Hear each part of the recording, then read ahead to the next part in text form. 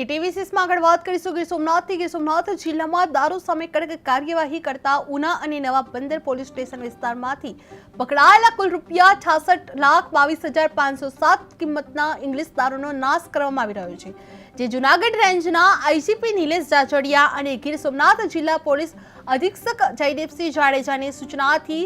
Una sugar factory ખાતે સરકારી અધિકારીઓ, police staff, fire brigade team અને પંચોની હાજરીમાં કુલ 271 ગુનાઓના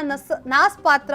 મુદ્દામાલનો સુરક્ષિત રીતે નાશ કરવામાં આવી રહ્યો છે, જે આ કાર્યવાહી દ્વારા જિલ્લામાં દારૂબંધી અમલમાં પોલીસની કડક વલણ સ્પષ્ટ સામે આવી રહ્યું છે, જેમાં ઉના નવા બંદરમાં ઇંગ્લિશ દારૂનો નાશ થઈ રહ્યો છે, જેમાં 66 લાખથી વધુ દારૂ નષ્ટ કરવામાં આવી રહ્યો છે, જે ગીર સોમનાથ પોલીસે આ કડક કાર્યવાહી હાથ ધરવામાં આવી હતી, જેમાં 271 ગુનો મુદ્દામાલ નાશ કરવામાં આવ્યો છે, જે દારૂબંધી અમલમાં પોલીસ સખ્ત